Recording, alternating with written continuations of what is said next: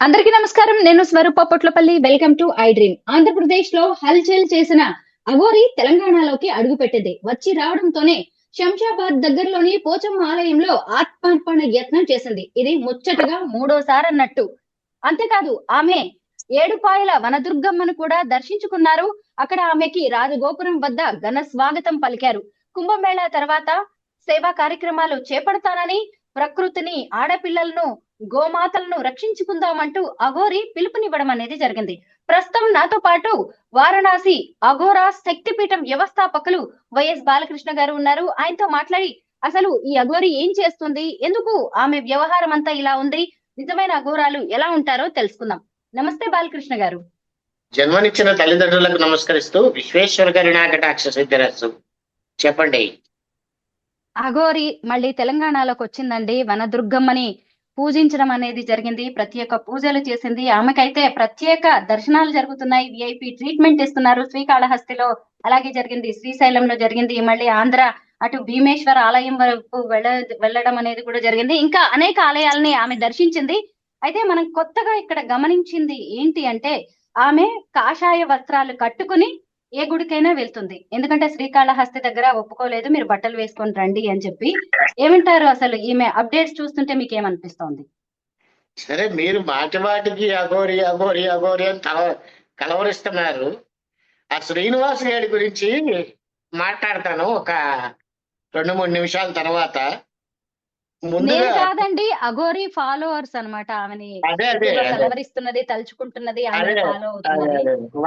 వాడి గురించి నేను మాట్లాడతాను. ముందుగా ఒక ముఖ్యమైన విషయం ఏంటంటే, నేను మామూలుగా యూట్యూబ్ రాత్రిపూట ఒక 2 అవర్స్ చూస్తాను. ఎక్కువసేపు చూడను, అది కూడా స్కిప్ చేసుకుంటూ చూస్తాను. మొట్టమొదటిసారిగా మీ ఐ డ్రీమ్ నుంచి టెలికాస్ట్ అయినటువంటి 1 గంట 12 నిమిషాల 14 సెకండ్స్ వీడియో పూర్తిగా చూశాను. నాకు ఎంత బాగా నచ్చింది అంటే, ఆ వీడియో రాజు గారు ఆయన పేరు, మీ ఐ డ్రీమ్ నుంచే అది టెలికాస్ట్ అయింది. ఒక అంధుడు అద్భుతమైనటువంటి పాటల్ని పాడుతూ ఉంటాడు. ఆ వీడియో చూసి ఇంత టాలెంట్ ఎందుకు మిస్ అవుతున్నారు మన వాళ్ళు అని చెప్పి సినిమా పరిశ్రమకి చెందినటువంటి విశ్వనాథ్ అనే అతనికి ఆ వీడియో ఫార్వర్డ్ చేశా. ఆయన వెంటనే సజ్జనార్ గారు, పోలీస్ డిపార్ట్మెంట్ ఆయన, వారికి పంపించారు. ఆ సజ్జనార్ గారు వెంటనే తమన్ గారికి పంపించారు.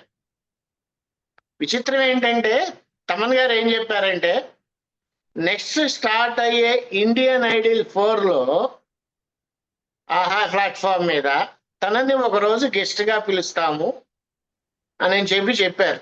నాకు ఎంత ఆనందం వేసిందంటే, ఇంత టాలెంట్ ఉన్నవాళ్ళు ని ఎంకరేజ్ చేస్తూ పైకి తీసుకురావాల్సిన మనం ఈ చెత్త విధమైనటువంటి శ్రీనివాస్ గారి గురించి మాట్లాడుకోవాల్సిన దరిద్రం పట్టింది మనకి.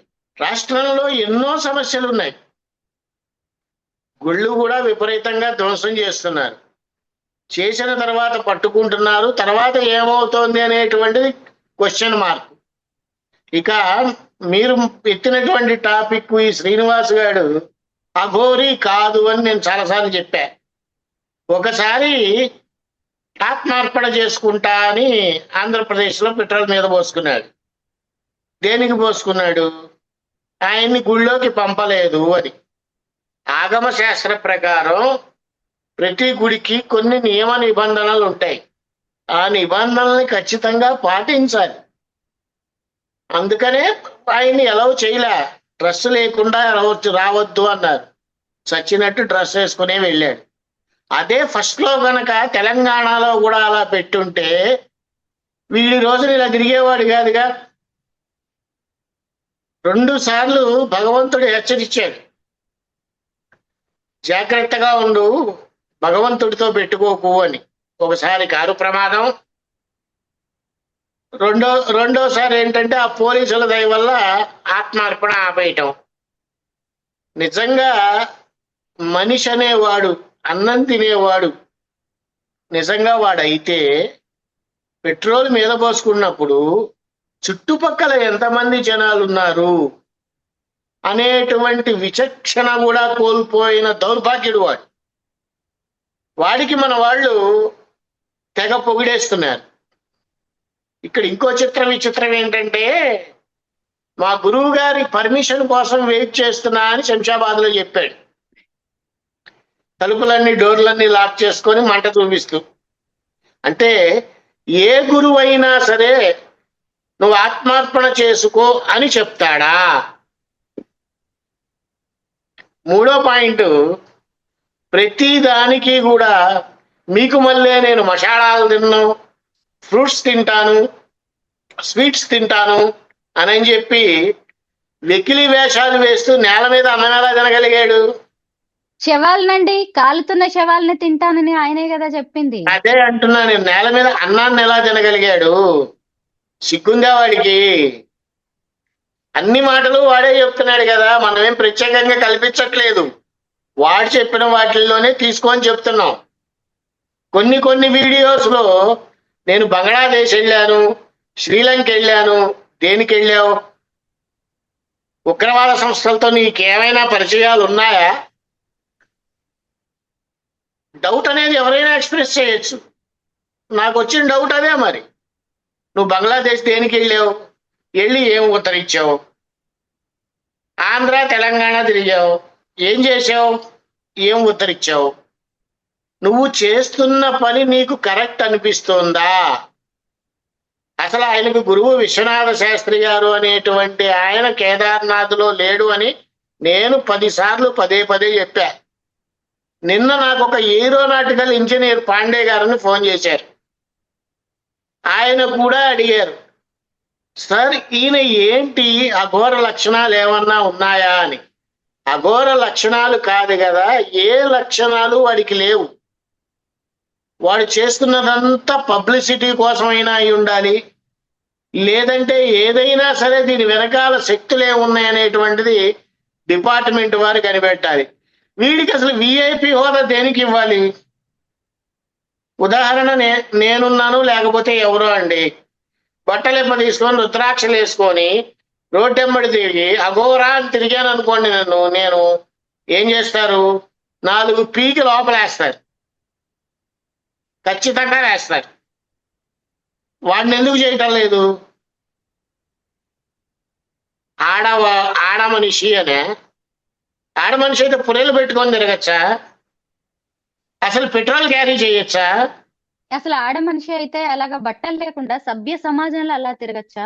తిరగకూడదు కదా, అది కూడా తీసేయండి. ఒక టోల్ గేట్, నేను ఒక వీడియో చూశాను వాడిది. ఒక టోల్ గేట్ లో వస్తూ ర్యాష్ డ్రైవింగ్ చేస్తూ ఒక 4-5 10-15 సెకండ్స్ లో ఒక వ్యక్తిని గుద్దపోయి పక్క నుంచి వెళ్ళిపోయాడు.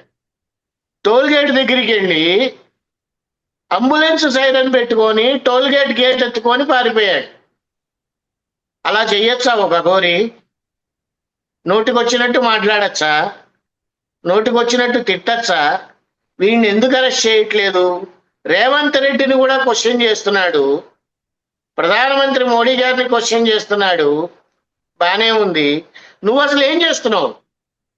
నిన్న కూడా ఒక టెంపుల్ ధ్వంసం అయితే ఈ ట్రాన్స్జెండర్ మాధురి గారు వీళ్ళంతా వెళ్ళి అక్కడ చాలా ఇది చేశారు, పోరాడారు. రోజు పోరాడుతున్నామని చెప్పారు ఆవిడ నాతో. అసలు ముత్యాలమ్మ గుడి ధ్వంసం అయిన తర్వాత, వాడిని పట్టుకున్న తర్వాత మన వాళ్ళు అక్కడ ధర్నా చేస్తూ ఉంటే పోలీసులు వచ్చి మన వాళ్ళనే కొట్టారు. చట్టంలో కూడా మార్పులు రావాలమ్మా. ధర్నా చేస్తోంది హిందువులు, వచ్చి కొట్టింది పోలీసులు, కొట్టించుకున్న వాళ్ళు హిందువులు. మనం ఎటువైపు వెళ్తున్నాము?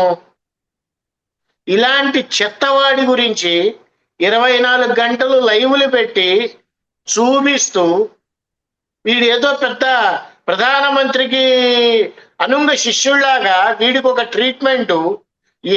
ఏ అధికారంతో వీడికి విఐపి దర్శనాలు అందజేస్తున్నారు? గవర్నమెంట్ నుంచి నాకు కావాల్సిన సమాధానం అదే. ఇంటెలిజెన్స్ రిపోర్ట్ వాళ్ళు కూడా తెలంగాణలో ఉగ్రవాదులు దొరపడ్డారు అని చెప్పాడు. ఆ ఉగ్రవాదుల్లో వీడు ఒక ఉగ్రవాదేమో. వీడు వచ్చిన దగ్గర నుంచే ధ్వంసాలు ఎక్కువైనాయి గుళ్ళకి.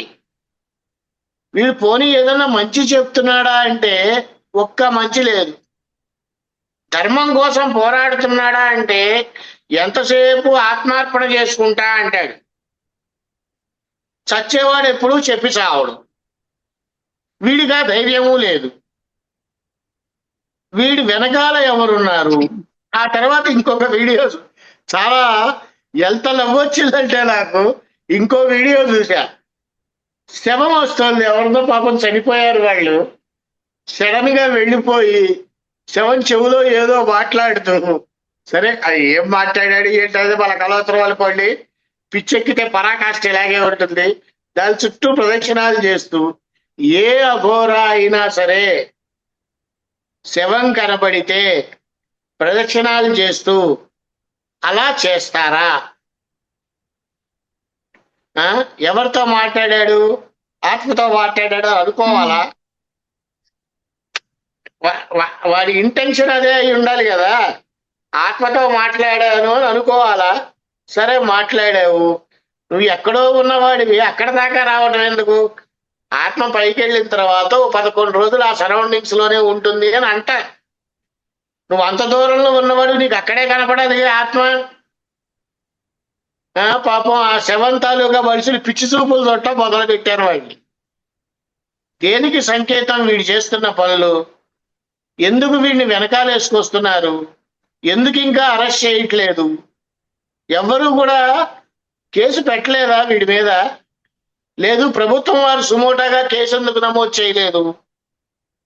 నేను ఒక లాయర్ని కనుక్కున్నాను నిన్న, ఎందుకు ఇలా చేస్తున్నారు అని అంటే ఆయన చెప్పిన సమాధానం ఏంటంటే, అక్కడ లేడీ అనే ముద్ర పడింది, దానివల్ల కొంచెం ఆలోచిస్తున్నారు. సనాతన ధర్మం, లోక కళ్యాణం, మళ్ళీ వీటి వల్ల ఏమొస్తుందో ముప్పు అనేది కూడా ఒక అదే అన్నారు ఆయన కూడా, లాయర్ గారు కూడా. ఏది పట్టుకుంటే ఏదవుతుందో అని చాలా సెన్సిటివ్ గా చూస్తున్నారు గురువు గారు. అసలు ఫస్ట్ కపాలాలు క్యారీ చేయటమే ఇల్లీగలు. పెట్రోల్ అన్ని లీటర్లు క్యారీ చేయటము ఇల్లీగలు. ఇమీడియట్ గా అరెస్ట్ చేయొచ్చు.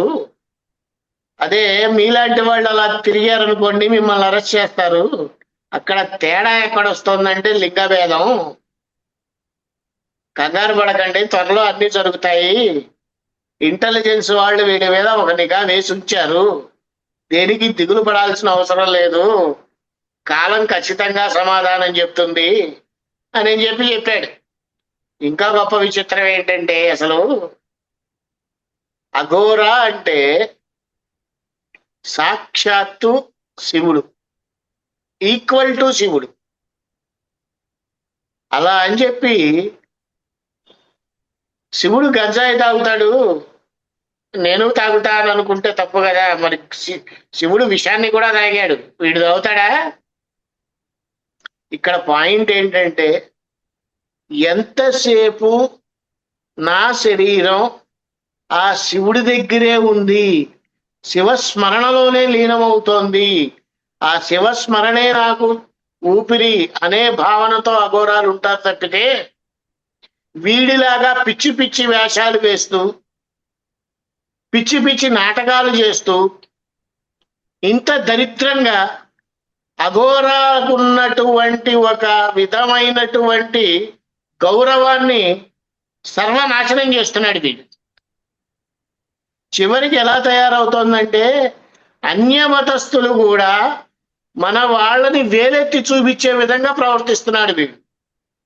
ఇప్పటికైనా సరే దయచేసి పోలీసు వారు తగిన చర్యలు తీసుకుంటే బాగుంటుంది అనేటువంటిది నా ఒపీనియన్.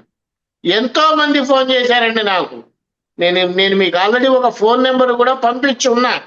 ఏరోనాటికల్లో పనిచేసేటువంటి ప్రొఫెసర్, ఆయన వేసిన క్వశ్చన్లు దాదాపుగా 100 క్వశ్చన్లు వేశాడు నాకు. 2 గంటల సేపు మాట్లాడాం. ఆ 100 క్వశ్చన్లకి ఓపిక్గా సమాధానం చెప్పా. ఆయన అడిగిన మొట్టమొదటి క్వశ్చన్ ఏంటంటే, ఏమండి ఆయన ఏమి తిన్నాడు, మరి నేల మీద అన్నం ఎట్ట తిన్నాడు అన్నాడు. ఏం సమాధానం చెప్తాను దానికి? నేను ఒకటే చెప్పా, వాడు చెప్పిన వీడియోలోనే ఉంది, ఆన్సర్ ఎత్తుక్కోవాలి. ఇలా బాలకృష్ణ రకరకాల గారు శంషాబాద్ దగ్గర ఆత్మహత్యాయత్నం చేస్తున్నా అనుకుంటూ కారులో పెట్రోల్ పెట్టుకొని కూర్చున్నాడు. అప్పుడు ఆయన మాట్లాడిన మాటలు, నేనేమన్నా మర్డర్లు చేశానా, మానభంగాలు చేశానా, నన్ను చూసి ఎందుకు నవ్వుతున్నారు, నాకెందుకు గౌరవం ఇవ్వట్లేదు అంటూ మాట్లాడారు. పైగా మన ఆడపిల్లల్ని నేను రక్షించుకుందాం అంటున్నా అని చెప్తున్నారు. అయితే ఆడపిల్లల్ని రక్షించుకోవడం అంటే ఒంటి మీద నూలు పోగులు లేకుండా తిరగడమా? ఈ రోజుల్లో పండు ముదుసలికి పసిబిడ్డకు కూడా రక్షణ లేదండి. మన చుట్టూనే కామాంధులు ఉంటున్నారు. అలాంటిది నేను ఒక అఘోరిని అంటే ఆడ మనిషినని చెప్పుకుంటున్నా, ఈమెకి రక్షణ ఉందంటారా మన సభ్య సమాజంలో? అమ్మా, మనం అందరం ఆలోచించాల్సింది ఇక్కడ ఒకటే. వాడు ఆడపిల్ల అని వాడు చెప్పుకుంటున్నాడు. నేనైతే అన్నాం. ఎందుకన్నంటే ట్రాన్స్జెండర్గా మగవాడిగా ఉన్నా కూడా ఆడ లక్షణాలు అనేటువంటివి 15-16 ఏళ్ల తర్వాత వస్తాయి. అలా కాకుండా వీడు వెళ్ళిపోయి కావాలని ఆపరేషన్ చేయించుకున్నాడు. వాడి హావభావాలు చూడండి, మగవాడి హావభావాలే ఉంటాయి. ఆ ధైర్యం కూడా అండి. ఎందుకంటే అర్ధరాత్రిళ్ళ కారులో డ్రైవ్ చేసుకుంటూ వెళ్ళడం కావచ్చు, ఎక్కడంటే అక్కడ ఆగడం. భీమేశ్వర ఆలయంలో అయితే ఒక రోజు రాత్రి అర్ధరాత్రి ఆయన పక్కన పెట్రోల్ క్యాన్ అవి పట్టుకొని ఉండేసరికి పోలీసులు వచ్చేసి మళ్ళీ ఏం చేస్తాడో అని చెప్పి అక్కడ పహారా కాయాల్సి వచ్చింది. అదే నిజంగా ఆడ మనిషి ఒక ట్రాన్స్జెండర్ అఘోరి అయితే అలా అర్ధరాత్రిళ్ళు కారులోనే పడుకుని ఉండదు కదా.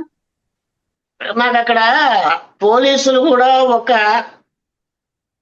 ఒక ఒక మెట్టు తగ్గుతున్నారు అని అనిపించడానికి కారణం ఏంటంటే, వీడికి ఏం మంత్రాలు ఉన్నాయో, ఏం మాయలు ఉన్నాయో, దిగంబరంగా తిరుగుతున్నాడు, వీళ్ళలో ఏం శక్తి ఉందో అని కాస్త భయపడినట్టు ఉన్నారేమో అని అనిపించింది.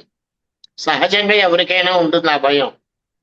నిజంగా ఆ టైంలో నేను అక్కడ ఉన్నట్టుంటే నేను అగ్గిపుల్ల వేసాడు మీద వేసేవాడిని, దరిద్రం వదిలిపోయేది. ఎప్పుడూ కూడా సొసైటీకి మనం ఏం చేస్తున్నాం, మన వల్ల కనీసం ఒక్కళ్ళకైనా ఉపయోగం జరుగుతోందా అనేటువంటిది ఆలోచించుకోకుండా నేను ఆత్మార్పణ చేసుకుంటా ఎన్నిసార్లు చేస్తూ వస్తావు ఆత్మార్పణ? నువ్వు ఆత్మార్పణ చేసుకోవడానికి గురువు పర్మిషన్ కావాలా? గురువు ఆత్మార్పణ చేసుకో అని చెప్తాడా? అసలు వాడి గురువు ఎవరు? ఆయన్ని రమ్మనండి ముందర లైన్లోకి. ప్రతి దానికి గురువు గురువు గురువు గురువు అంటారు. గురువు పరువు కూడా తీసుకొస్తున్నాడు వాడు. నేను ఇందాక అన్నది అదేనమ్మా. మనకి ధర్మం, సనాతన ధర్మం కాపాడుకోవాలి అంటే మనం తలా ఒకళ్ళం ఒక్కొక్క మంచి పని చేసినా ధర్మం కాపాడబడుతుంది. నేను నిజంగా చెప్తున్నాను. నేను మీకు ఇందాక చెప్పా కదా, రాజుగారు అనేటువంటి వీడియో చూశాను, అంధుడు ఆయన అని. అతన్ని ఇంటర్వ్యూ చేస్తున్న పాప మీ ఐ డ్రీమ్స్ లోనే ఉంది. ఆవిడ నిజంగా ఎంత మనస్ఫూర్తిగా మనసు పెట్టి మీరు ఎలా అయితే మాట్లాడతారో అలాగే మాట్లాడింది ఆవిడ. తన్మయత్వంగా ఇంటర్వ్యూ చేశారు.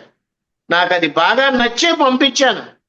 నేను చేసింది నాకు మంచి పని అని అనిపించింది. ఖచ్చితంగా నేను ధర్మాన్ని కాపాడాను అని అనిపించింది. ఇలాంటి వాళ్ళని గురించి ఆలోచించకుండా పనికిరాని వెధవముండా కొడుకైనటువంటి ఆ శ్రీనివాస్ గురించి ఆలోచించడం ఏంటమ్మా? ముందర తల్లిదండ్రులు సరిగ్గా చూసావమను, తర్వాత వీడి ధర్మము, వీడు సనాతనము ఏదో ఒకటి సావమని చెప్పండి. తప్పుడు సంకేతాలు ఎప్పుడూ కూడా సొసైటీకి ఇవ్వకూడదు. కానీ ఇదంతా కూడా ఏదో ఒక అనర్థానికి మాత్రమే, అందులో ఎటువంటి సందేహము లేదు. లేకపోతే వీడు ఎక్కడికి వెళ్తే అక్కడ గుళ్ళు ధ్వంసం అవడం. అసలు ఎందుకు అవుతాయి గుళ్ళు? ఎందుకు చేస్తున్నారు? అదే మన వాళ్ళు వెళ్ళి ఏ మసీదులో చర్చిలో పాల్గొట్టేస్తే అన్యమతస్తులు చేశారు అని చెప్పి మనం అలా చేయలేము. ఎందుకంటే అదే మన ధర్మం. మన ధర్మంలో మనం ఉంటూ అందరినీ గౌరవిస్తున్నాం. అదే సనాతనం, అదే నిత్యనూతనం. ఊపిరి ఉన్నంత వరకు ఆ ధర్మం ఎక్కడికి పోదు. ఇలాంటి దరిద్రపు ముండాడుగులు వచ్చే నాశనం అవుతుంది. నాశనం అవుతుంది అంటే నాశనం చేస్తారు వీళ్ళే. ఇక్కడ దాకా ఎందుకమ్మా, రేపు జనవరిలో కుంభమేళా ఉంది. ఉమ్. వచ్చి ఒక్కసారి మీ వాళ్ళని చూడమనండి, ఎంతమంది నగ్నంగా ఉన్నారో. కుంభమేళా తర్వాత సేవా కార్యక్రమాలు చేస్తానని ఈమె చెప్తుంది అఘోరి. ఉం.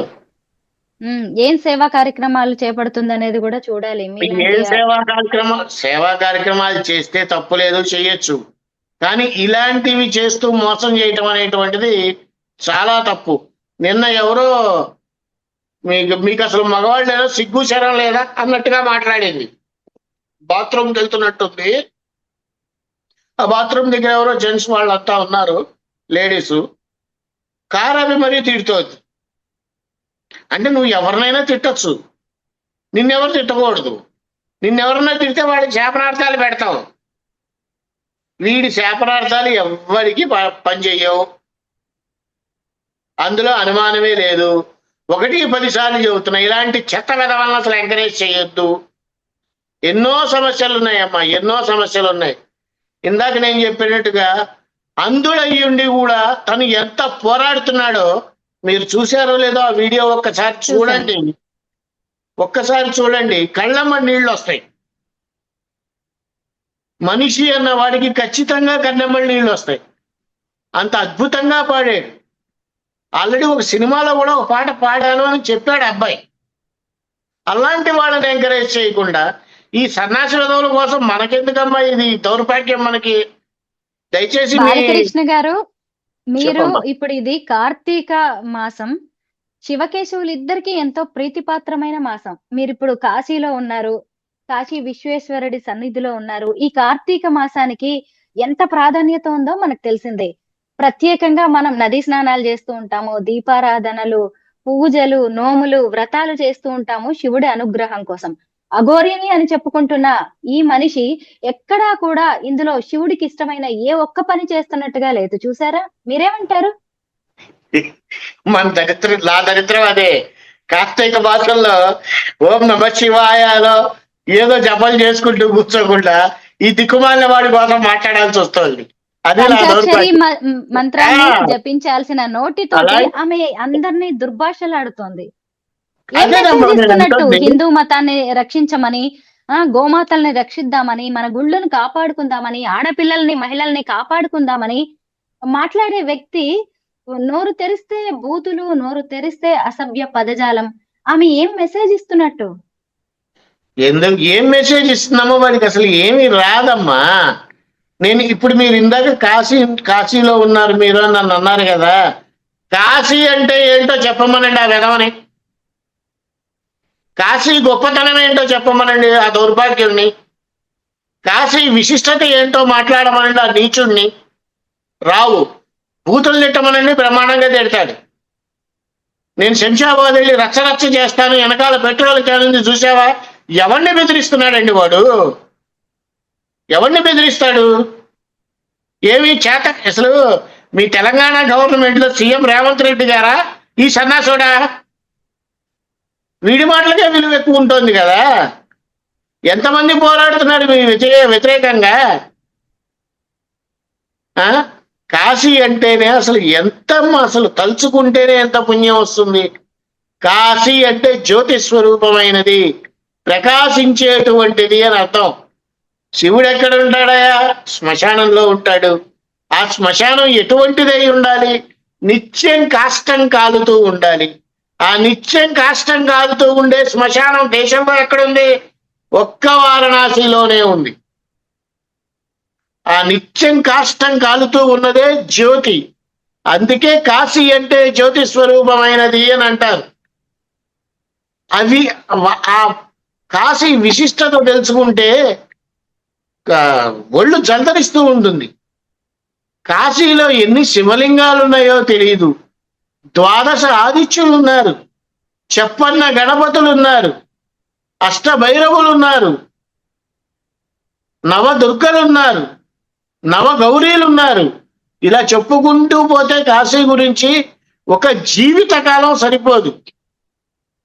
అంతటి మహిమాన్వితమైనటువంటి ఈ కాశీ క్షేత్రంలో ఉంటూ గంగా స్నానాన్ని ఆచరిస్తూ మాధవన మేము జపాలు తపాలు చేసుకుంటూ ఉంటే ఈ ఈ మధ్య కాలంలో గత ఈ నెల రోజుల నుంచి ఈ దిక్కుమాలిన వాడి కోసం మాట్లాడాల్సి వస్తుంది.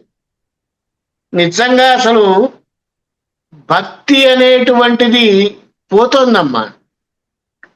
భక్తి అనేటువంటిది పోతోంది. అదంతా కూడా ఒక ఫ్యాషన్ అయిపోయింది అంతే. చివరికి ఎలా తయారయ్యామంటే చిన్న చిన్న పిల్లలు తిప్పి కొడితే వాళ్ళు 4వ క్లాసో 5వ క్లాసో కూడా చదువుతారో లేదో కూడా తెలియదు. వాళ్ళకి అయ్యప్ప మాలలు వేస్తారు. వాళ్ళకి పొద్దున్నే లేపి చన్నీటి స్నానాలు. ఎవరు చెప్పారమ్మా చెయ్యమనలాగా? పసిపిల్లలు అంటేనే భగవంతుడితో సమానం.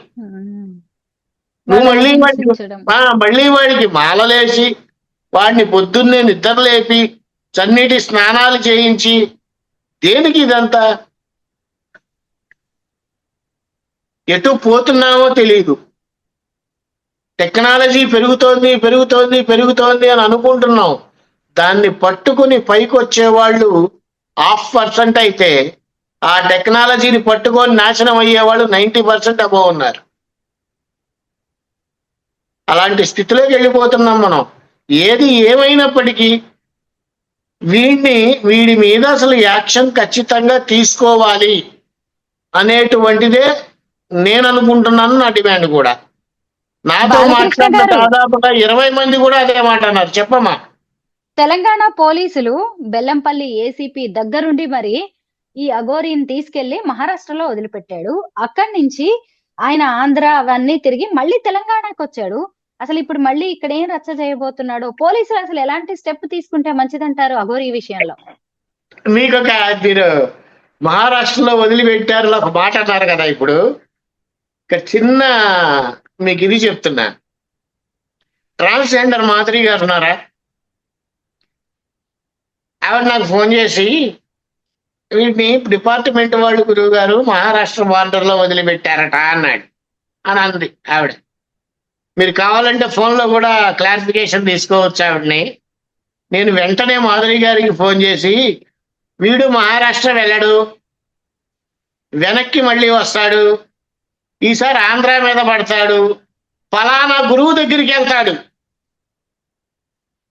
అని మహారాష్ట్ర బార్డర్లో వదిలిపెట్టిన రోజున నేను ట్రాన్స్జెండర్ మాధురి గారికి చెప్పడం అంటే బై ఫోన్లో చెప్పలా, వాట్సాప్లో మెసేజ్ ఇచ్చా. నాకు తెలుసు ఆ మెసేజ్ కూడా ఆవిడ దగ్గర ఉండే ఉంటుంది. నాకు ఎలా తెలుసు అంటే తెలుసు అంతే. అతని మైండ్ ని మీరు రీడ్ చేస్తున్నారా ఏంటి?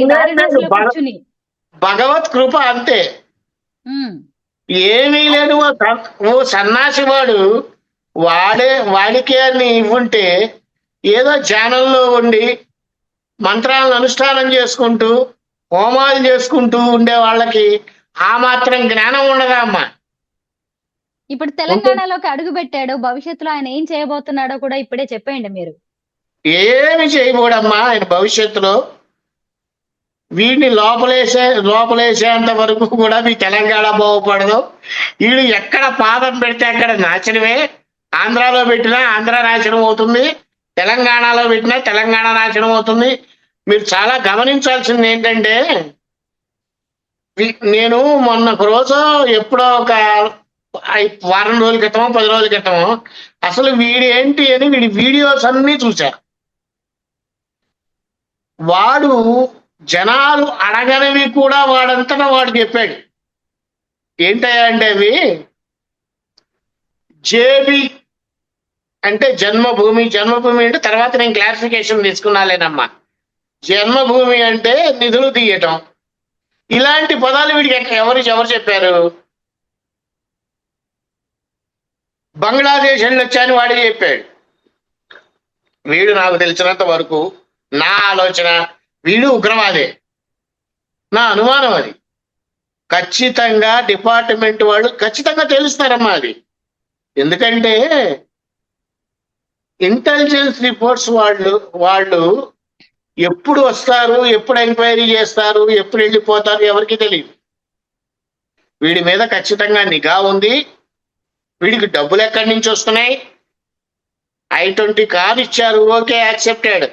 ఫోన్ ఇచ్చారు, ఓకే ఒప్పుకుంటాం. అందులో పోయటానికి పెట్రోల్ ఎవరు ఇస్తున్నారు? నువ్వు నిమిషానికి ఒకసారి వెళ్తూ ఉంటావు కదా, నీ ఇష్టం వచ్చినట్టు కార్ డ్రైవ్ చేస్తూ ఉంటావు కదా, ర్యాష్ గా బూతులు తిట్టుకుంటూ. టోల్ గేట్ డబ్బులు ఎవరు ఇస్తున్నారు? అంటే నువ్వు పెద్ద దొంగవి. దొంగతనంగా టోల్ గేట్లు తప్పించుకున్నవాడు ధర్మాన్ని కాపాడతాడు. అది మన వాళ్ళకి నేర్పాల్సింది. వీడి వల్ల నయా పైసా ఉపయోగం లేదు, నయా పైసా ధర్మాన్ని వీడు ఏం బాగు చేయలేడు. వీడు ఏ పర్పస్ తో వచ్చాడో అది ముందర తెలుసుకోవాలి. లోపలేసిన అది పీకితే అన్ని పర్పస్లు బయటకు వస్తాయి. వీడి గురించి అసలు ఇంకా నేను మాట్లాడకూడదని నిర్ణయించుకున్నానమ్మా. నిజంగా పవిత్రమైన కార్తీక మాసంలో మనం ఈ అఘోరి హల్చల్ గురించి మాట్లాడుకోవాల్సి రావడం బాధాకరమే. ఎందుకంటే జనం కూడా కాస్త విఘ్నతతో ఆలోచించాలి, తెలివిగా వ్యవహరించాలని అందరం విజ్ఞప్తి చేయాల్సిందే.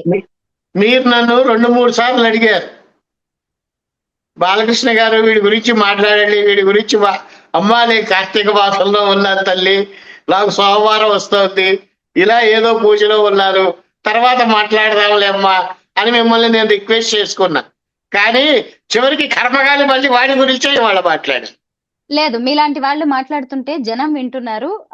ఎందుకంటే ఖచ్చితంగా మనం దీన్ని ఖచ్చితంగా తెలుసుకోవాల్సిన విషయమే. ఎందుకంటే ఎంతమంది మీ వీడియోస్ చూస్తున్నారు, ఎంతమంది తెలుసుకుంటున్నారు, నిజాలని అవగాహన పెంపొందించుకుంటున్నారు అనేది కూడా అర్థమవుతుంది. అందుకే మీలాంటి వాళ్ళు మాట్లాడాల్సిన అవసరం ఉందని మేము కూడా అడగడం జరిగింది. ఇంకొక విషయం తల్లి, నేను ఇందాక చెప్పాను కదా అంధుడు మంచి పాటలు పాడుతున్నాడు అని. చేతనైనంత వరకు అతనికి సినీ నటి ఇంద్రజ గారి ఫోన్ నెంబర్ ఏమన్నా ఉంటే మీ దగ్గర ఆవిడికి కూడా లింక్ పంపించండి. అలాంటి వాళ్ళు పైకి వస్తే మహానుభావుడు ఎస్పి బాలసుబ్రహ్మణ్యం గారి ఆత్మ చక్కగా శాంతిస్తూ ఉంటుంది. ఈయన పాటలు కూడా విని ఆయన తరిస్తాడు. అదే నా కోరిక. సర్వేజన సుఖినో భవంతు. బాలకృష్ణ గారు చాలా మంచి విషయాలు చెప్పారు అఘోరి గురించి. Thank you so much.